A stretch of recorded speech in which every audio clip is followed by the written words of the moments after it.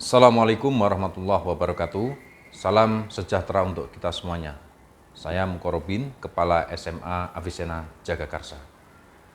Saat ini, tren global menunjukkan bahwa kebutuhan sumber daya manusia dalam industri tidak hanya diukur dari kecerdasan kognitif saja, tetapi juga diukur dari kecerdasan-kecerdasan lain sesuai dengan perkembangan profesi masa depan. Karena itu, proses penyiapan sumber daya manusia melalui pendidikan harus dilakukan dengan proses yang adaptif dan sesuai dengan visi masa depan.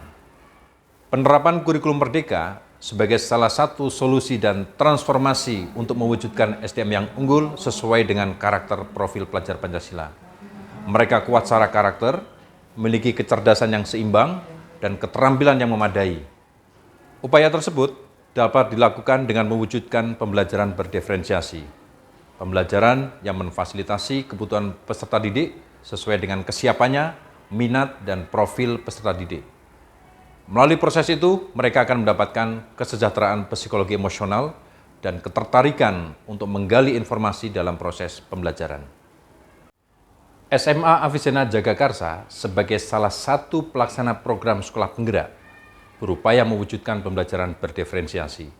Meskipun dalam pelaksananya masih didapatkan kendala dan masalah sehingga hasilnya belum sesuai harapan.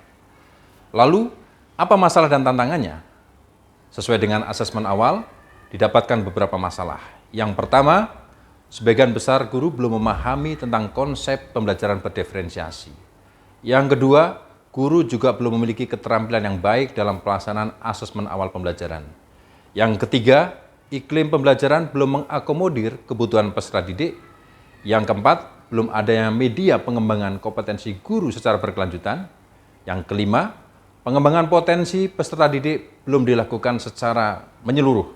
Karena itu, kepala sekolah bersama guru perlu melakukan upaya penyelesaian dengan menerapkan strategi 5D, drum up, diagnose, design, deliver, development program.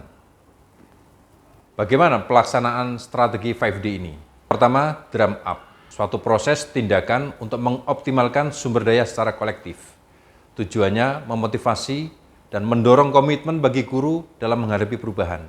Bentuk kegiatan drum up yang pertama, pemberian motivasi dan semangat bagi guru.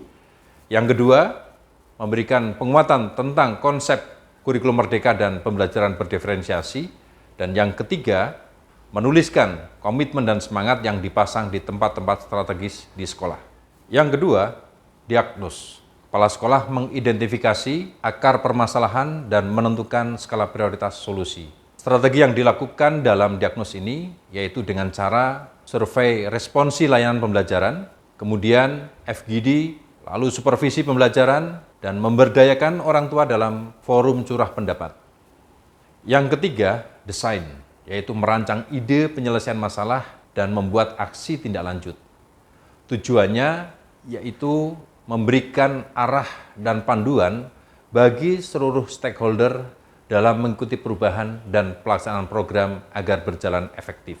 Yang keempat, deliver, strategi tindakan, implementasi aksi dalam pengembangan kompetensi guru melalui transfer of knowledge.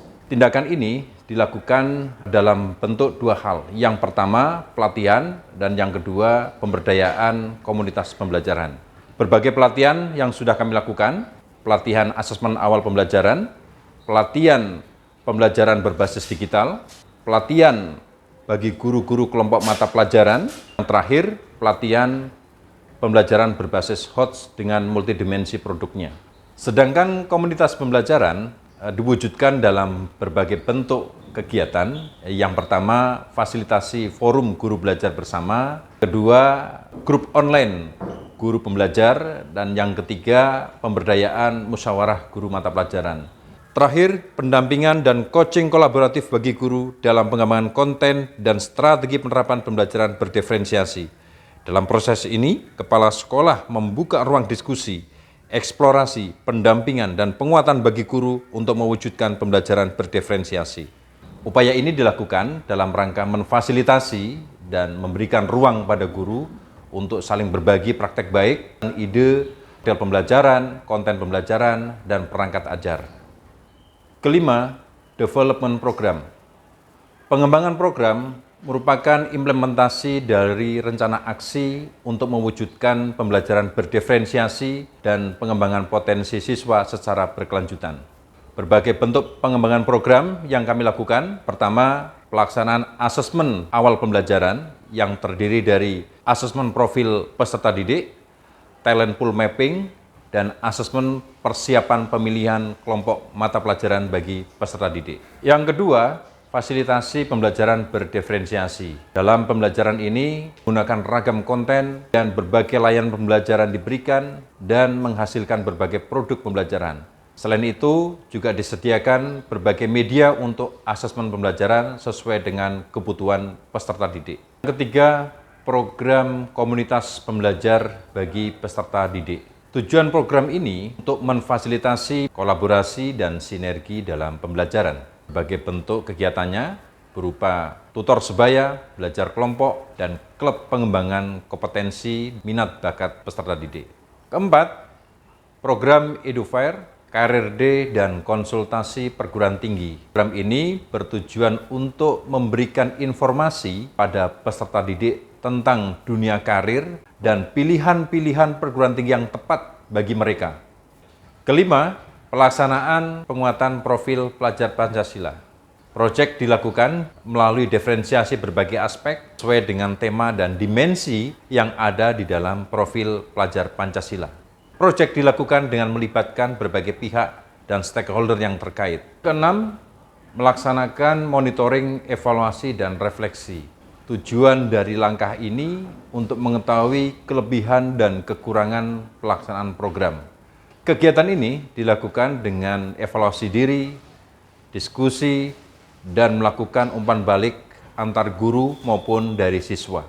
Dengan menerapkan strategi 5D, memiliki dampak yang cukup signifikan dalam peningkatan mutu kompetensi guru dan proses pembelajaran berdiferensiasi. Di antaranya, sekolah memiliki data tentang permasalahan kompetensi guru, proses pembelajaran, dan pengembangan potensi peserta didik. Selain itu, melalui strategi ini juga mendorong guru untuk memiliki kesadaran dalam proses pengembangan diri. Selanjutnya, melalui strategi ini memberikan dampak yang positif terhadap guru dalam pemahaman tentang pembelajaran berdiferensiasi dan proses asesmen. Saya guru mata pelajaran PP di SMA Avicenna Jagakarsa. Pengembangan kompetensi yang diberikan oleh sekolah membantu saya untuk memaksimalkan pembelajaran diferensiasi di kelas, sehingga peserta didik mendapatkan kebermaknaan dan juga hasil belajar yang lebih optimal. Selanjutnya, melalui strategi ini memberikan dampak yang positif bagi siswa dalam pemenuhan kesejahteraan psikologi emosi yang positif dalam pembelajaran dan juga kepuasan dalam penerimaan layanan pembelajaran. Halo, nama saya Davina. Di sini saya ingin mengatakan bahwa berbagai macam pilihan ekskul, asesmen awal pembelajaran, juga proyek mendorong saya untuk mengetahui informasi lebih banyak lagi dan lebih dalam lagi. Nama saya Fikri dari kelas 11. Menurut saya pembelajaran diferensiasi sangat efektif karena saya diberikan kebebasan dan kemerdekaan untuk memilih pelajaran-pelajaran yang saya kuasai dan saya minati. Berikutnya, dengan strategi ini didapatkan hasil dan produk pembelajaran dari peserta didik, yakni berbagai ragam capaian prestasi, keterserapan siswa di PTN, dan pencapaian indeks skor literasi numerasi pada rapot pendidikan yang menunjukkan di atas AKM. Terakhir, melalui strategi ini juga dipercaya untuk memberikan inspirasi bagi sekolah lain dalam penerapan kurikulum merdeka, pelaksanaan pembelajaran berdiferensiasi, pengembangan potensi peserta didik. Penerapan strategi 5D memiliki kelebihan, di antaranya berbasis kepada kesadaran diri, kebutuhan, inovasi, dan efisiensi. Namun demikian juga memiliki kelemahan, yakni kesadaran guru belum sepenuhnya menunjukkan pada pro perubahan dan ketertarikan dalam penggunaan berbagai sumber pembelajaran. Karena itu, perlu dilakukan tindak lanjut, di antaranya perkuat sharing bersama guru, berikan ruang mereka untuk melakukan inovasi dalam pembelajaran berdiferensiasi, perkuat pelaksanaan coaching, lalu bangun kemitraan dan kolaborasi bersama pengawas, fasilitator, dan pihak eksternal. Salam Merdeka Belajar!